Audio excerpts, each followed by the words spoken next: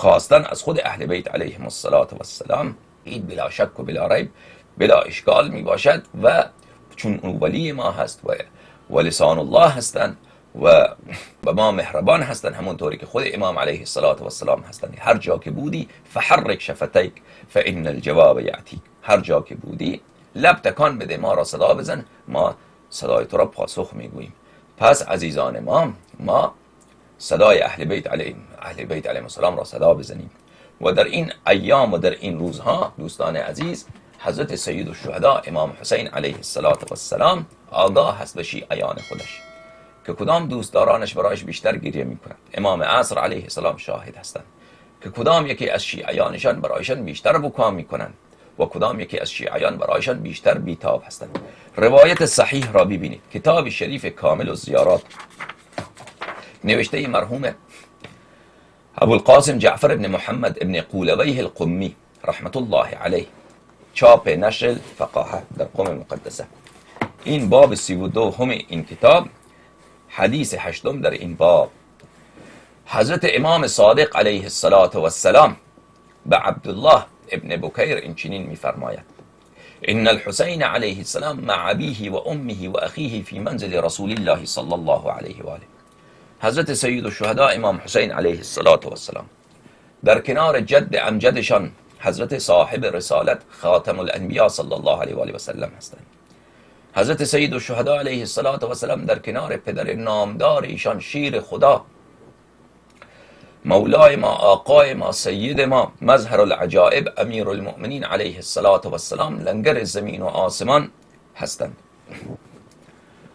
در کنار مادر داغ دیده ایشان حضرت صدیقه طاهره زهرای اطهر سلام الله علیها هستند و در کنار برادرشان کریم اهل بیت حضرت امام حسن مجتبی علیه السلام هستند.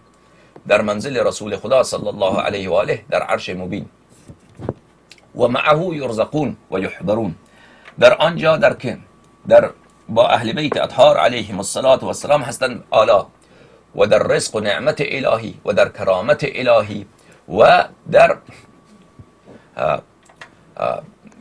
تکریم الهی. و انه لعای ان یمین العرش متعلق به یقول، حضرت امام حسین علیه السلام جانب عرش خدا هستند و دست به عرش خدا میاندازند. عرش عزیزان من معانی متعدد دارد. یک خداوند متعال جسم نیست که خداوند متعال جسم باشد، که خداوند روی عرش نشسته علیاذ بالله. یک عرش به معنای علم پروردگار عالم، بله، یک عرش به معنای علم خداوند متعال. یک عرش هم یک مخلوقیه که خداوند متعال، همونطور که کعبه در روی زمین است. پیغمبر اکرم صلی الله علیه و آله و سلم حج به جا آوردن، دور کعبه طواف کردن، حجر الاسود را بوسیدن. رسول الله صلی الله علیه و آله و سلم و رسول خدا صلی الله علیه و آله و سلم قطعا افضل از کعبه و افضل از حجر الاسود هستند. همچنین در آسمان هفتم، بالاتر از آسمان هفتم، اونجا مخلوقی هست به نام عرش که حقیقت آن را ما نمیدانیم. یک مخلوقی جایگاهی هست اونجا که خیلی عظیمه و خیلی مقدس و خیلی مبارک. بله، همونطوری که رسول الله صلی الله علیه و آله و سلم دور خانه خدا طواف کردن و حجر الاسود را بوسیدن، حضرت سید الشهدا علیه السلام دست میاندازند به یمین عرش، جانب راس عرش الهی و یقول: یا رب انجز لی ما وعدتنی، ای خدای من، ای پروردگار من، اون وعده ای که به من داده ای به آن وعده وفا بنما. و انه لینظر الی زواره، حضرت سید الشهدا امام حسین علیه السلام به زائران خودش نگاه میکند، چه آن زائرانی که از نزدیک به کربلا مشرف شده اند و چه آن زائرانی که دیگر قدرت نداشتند، بله، سعادت نبود مشرفشان، از راه دور قلبشان میتپد، از راه دور سلام عرض میکنند، از راه دور اشکشان جاری میشود، از راه دور دلهایشان را روانه میکنند به سوی کربلا، از راه دور صدا میزنند به ابی انت و امی یا ابا عبدالله. و انه اعرف بهم و باسمائهم، من به شما چی گفتم که اهل بیت علیهم السلام خلائق را میشناسند، احوال اونها را میدانند. سید الشهدا علیه السلام خریدارهای خودش را میشناسد. سید الشهدا علیه السلام دوستداران خودش را، غلامان خودش را، نوکران خودش را میشناسد. و اما سید الشهدا علیه السلام نوکر ندارد، غلام ندارد. سید الشهدا علیه السلام اینقدر مهربانه که ما که لیاقت غلامی او را نداریم، لیاقت سگ بودن بارگاه او را نداریم. او اینقدر کریمه، اینقدر مهربانه که مانند پدر شفیق، همونطوری که یک پدر به پسر خود مهربانی میکند، بلکه هیچ پدری اونقدر به پسر خود مهربانی نمیکند که سید الشهدا امام حسین علیه السلام به عزاداران خود، به غمگساران خود و به کسانی که برایش گریه میکنند، ماتم میسرایند، نوحه میخوانند، روزه میخوانند، کسانی که روزه گوش میکنند بیتابی میکنند، کسانی که زنجیر میزنند بیتاب میشوند، کسانی که به سر خود خاک و خاکستر پاش میدهند، کسانی که به موهای سر خود را دست میاندازند و پریشان میکنند، کسانی که به سر خود با دست دوسیلی میزنند، کسانی از پشت خود از سر خود خون جاری میکنند، اونها را سید الشهدا علیه السلام دوست دارد. و انه اعرف بهم و باسمائهم، اون امام حسین علیه السلام تک تک اونها را خوب میشناسد. اونقدر اونها خود را نمیشناسند که امام حسین علیه السلام آگاه به اونها است. و تنها امام حسین علیه السلام نیست عزیزان من، این احادیث را، تنها این حدیث را نگاه نکنید. احادیثه که وقتی که همه احادیث را آدم نگاه میکنه، امام زمان علیه السلام هم همچنین. امام زمان علیه السلام میبیند که شما چطور اشک عاشقانه به نام حضرت علی اکبر علیه السلام میریزید، آن عموی مهربانش. امام عصر علیه السلام میبیند که شما وقتی که نام حضرت قمر منیر بنی هاشم را میشنوید چطور شما بیتاب میشوید، شما چطور اشک شما جاری میشود. امام عصر علیه السلام میبینند و میدانند و میشناسند شما را، احوال شما را میدانند. امام عصر علیه السلام میدانند شما را. و هل جزاء الاحسان الا الاحسان، و اونها جوانمردانند، کریمانند. ائمه اطهار علیهم السلام این وفای شما را فراموش نمی کنند. خداوند متعال اصلا این دنیا را آفریده که شما یک کمی خوبی، یک کمی بندگی، یک کمی وفا، یک کمی نیکی از خود نشان بدهید، دیگر کتاب یک بهانه بشد که تا ابدالآباد شما در سعادت باشید. این کرم خدا، لطف خدا هست بر ما و شما. بله، و این تنها برای گریه کردن هم نیست عزیزان من. وقتی که تمام روایات را شما میبینید، اینطوری نیست که فقط اشک ریختن، جزع نمودن، به سر زدن، به سینه زدن، صیحه کشیدن، آه از دل کشیدن، فریاد کشیدن، به سر و سینه کوبیدن، جزع و بیتابی نمودن، با انواع جزع، همه اونها را شامل می شود.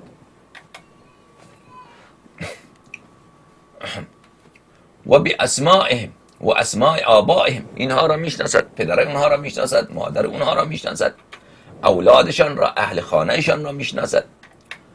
و ما فی رحالهم من احدهم بولده، و آن چیزی که در خورجین های اونها هست. شما زائر امام حسین علیه السلام با خود چی آورد، اونها را میداند. از آن چیزی که فرزند شما را، فرزند خود را چطور خوب میشناسید. خب فرزند را از کوچکی شما بزرگ کردید، درسته؟ از روزی که متولد شده شما بغل کردید او را خوب میشناسید. پسرتان را، تمام وجود او را میشناسید، از اون وقتی که کوچک بوده تا وقتی که بزرگ میشه. تمام عادات او را، خصلت های او را میشناسید. امام حسین علیه السلام از اون بهتر و بیشتر آشنا هست با تک تک عزاداران، با تک تک محبین، با تک تک زائران. و انه لینظر الی من یبکیه فیستغفر له. حضرت سید الشهدا امام حسین علیه السلام نگاه میفرمایند، نگاه میکنند، جانم فدای امام علیه السلام.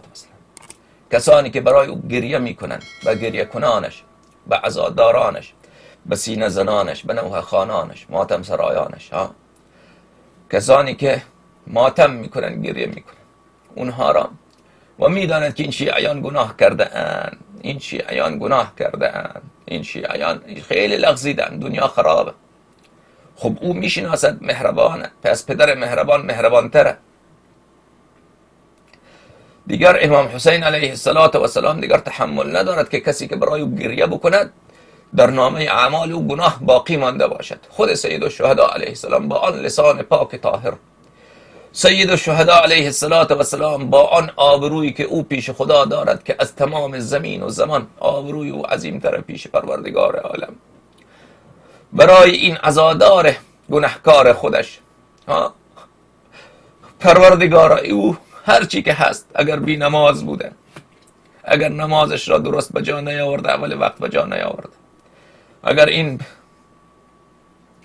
عزادار من حجابش درست نبوده، اگر یک وقتی جای تون صحبت کرده با برادر، با خواهر، با پدر، با مادر، حق کسی را ضایع کرده، ای خدا من حسینم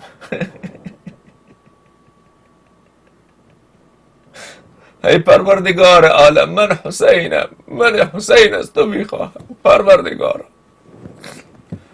که او را تو مغفرت بفرمایی به لطف و کرمت به خاطر من. و عزیزان این را خوب بدانید که در یمین عرش در صحبت رسول الله صلی الله علیه و آله و سلم محبوب خدا امام حسین علیه السلام دست به عرش بیندازد دعا بکند، دیگر او دعا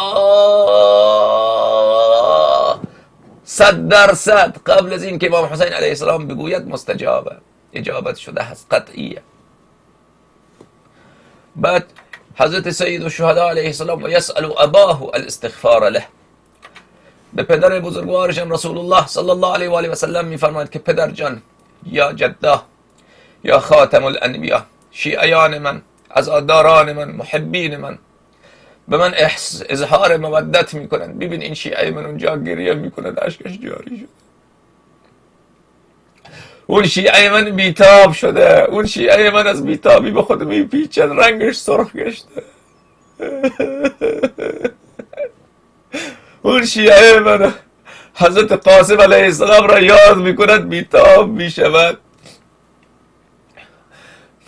میگه یا جدا به اون دختر من نگاه بکن، در اونجا نشسته حضرت لیلا مادر علی اکبر علیه السلام را یاد میکند، میگه که ای عروس رسول الله، ای عروس امیر المؤمنین علیه السلام، تو چطور آه دل کشیدی، چطور به جمال حضرت علی اکبر علیه السلام نگاه کردی، چطور خداحافظی کردی با آن جوان رعنا، آن شبیه رسول الله صلی الله علیه و آله، آن اخلاق کامل، آن دریای جود و سخا و مهربانی و کرم و جوانمردی، چطور با او ودا کردی و چطور او از بر تو رفت و بر دل تو چه گذشت، و بعد از آن که منازل را که تو دیدی که ما نمیتوانیم تصور بکنیم.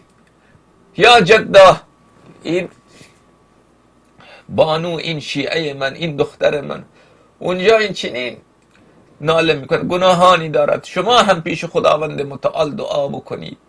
به پدر بزرگوارشان امیر المؤمنین علیه السلام میفرمایند که پدر جان، شاه مردان، شیر یزدان، اینها به حب من، به حب شما این چنین گریه میکنن، این چنین ناله میکنن، این چنین سینه میزنن، این چنین سیاه پوشی کردن، ما را فراموش نکردن، هر سال محرم به یاد ما اینا سیاه پوش میشن، اشک جاری میکنن، در خانه های خود غذای لذیذ نمیپزن، به یاد گرسنگی ما، به یاد تشنگی ما، ای خدا، به یاد مظلومیت ما در ماه محرم چیز جدید نمیخرن، هیچ چیز، لباس جدید، چیز جدید نمیخرن، میگه صبر کنیم ایام عذاب بگذرد بعد میخریم. ای خدا، پدر جان یا امیر المؤمنین، شما برایشان از خدا طلب اجر بکنید. عزیزان این یک منزلی است، این یک مرتبه است که عزادار سید الشهدا علیه السلام دارد که اصلا اجر و ثواب آن عزیزان این لطف و کرم خدا.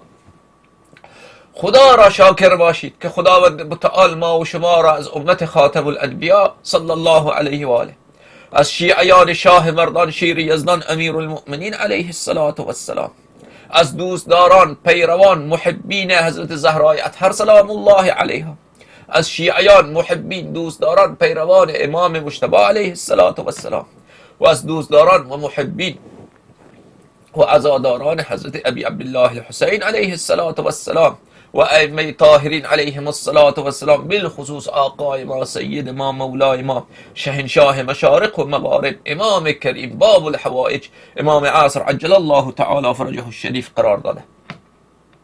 این منزلت که رسول خدا صلی الله علیه و آله، امیر المؤمنین علیه السلام نگاه کرم بکنن و استغفار بکنند و طلب اجر پاداش بکنند. این اصلا در مخیله ما و شما نمی گنجد. من گفتم شما شنیدید، اما این درک کردنش اصلا برای ما و شما ناممکنه. خدا را شاکر باشید و این ایام را از دست ندهید. در این ایام مصیبت و حزن اهل بیت علیهم السلام غایت اظهار جزع و اظهار غم و اظهار دوستی و مودت نسبت به ائمه طاهرین علیهم السلام بنمایید. دیگر اگر شما دین دیگر پیدا کرده اید من نمیدانم. این ائمه کلا احادیث صحیحه را من برای شما میخوانم. مردم، راه و مسلک اهل بیت علیهم السلام این است. لعنت خدا بر اون کسی که در کلام اهل بیت علیهم السلام شک میکند یا در دل دیگران شبهه میاندازد. و یقول، بعد حضرت سید الشهدا علیه السلام میفرماید: ایها الباکی، ای کسی که اشک تو برای من جاری می شود، جزع تو برای من، بیتابی تو برای من، صیحه و زاری و فریاد و شیون تو برای من. لو علمت، ای عزاداران، اون جوانان مثلا کم سواد هستند، کسی از کاریگر دست فروش، پایشان را ببوسم، پایشان را ببوسم. همون بی سوادا که سینه میزنن، قربان معرفتشان. همون بی سوادایی که زنجیر میزنن، قربان معرفتشان، پایشان را ببوسم، کفششان را ببوسم. همون بی سوادایی که دنیا تنه میزنه که اینا بی سوادن، همون گناهکارانی که دنیا میگه که اینا گناهکارن، پایشان را ببوسم که برای امام حسین علیه السلام زنجیر میزنن، به عشق امام حسین علیه السلام. ای خدا، پایشان را ببوسم، کفش‌هایشان را ببوسم. جوانانی که از سر و صورتشان خون جاری میکنند، خانمانی که بچه هاشان را به عشق امام حسین علیه السلام سیاه میپوشانند، نظر میپزند، خدمت گذاری میکنند به مجالس، به هیئت ها. آفرین، خدا اجرتان را به اجر بدهد به شما. ایها الباکی، ای کسی که گریه میکنی، لو علمت ما عد الله لك، اگر تو میدانستی که چقدر منزلت داری، چقدر این عمل تو عظیم پیش خدا. خداوند متعال عزیزان، هیچ چیز در دنیا نزد خداوند متعال عظیمتر از ایمان و محبت به امیر المؤمنین علیه السلام، از ایمان و محبت به پنجتن پاک، از ایمان و محبت به 12 امام علیهم السلام و 14 نور مقدس، هیچ چیز عظیمتر نیست. و ملاک تمام نار و جهنم، حساب و کتاب و عذاب و عقاب، همگیش بر امین. ایمان به 14 نور مقدس و مودت و محبت آنها، این دیگر کلید تمام رمزها. اگر در این مسیر بود عزیزان، اشک شما به سرزنی سنن شما، اگر در این مسیر بود، یک قطره از اون اشک در جهنم بریزن، جهنم سرد می شود. سبحان الله، احادیث صحیح. درسته؟ یک قدم زائر برمی دارد به سوی کربلا، از ثوابش را خدا می داند که چقدر ثواب عظیم. تمام گناهانش مغفرت می شود که اصلا قابل بیان کردن نیست. یا علی مدد گفتن، یا حسین گفتن، یا زهرا گفتن، در عزای اونها، در محبت اونها عملی انجام دادن، ولو ظاهرش کوچیک باشد نزد چون اصلا ملاک اینه عزیزان من، ملاکش اینه. ملاک ظاهر عظمت ظاهر اعمال نیست که شما چقدر مسجد بزرگ درست کردین، نه. ملاکش اینه که چقدر شما مؤمنی و چقدر شما محبی، ولو بی سوادی، ولو دست فروشی، ولو کفاشی، در محله مرادخانی کابل هستی، کفاش در قم هستی، فرق نمی کند. من پای اون کفاش مرادخانی کابل که سینه میزند، زنجیر میزند را ببوسم و 1000 تا محسنی را فدای یک کفش، لنگ کفش او میکنم.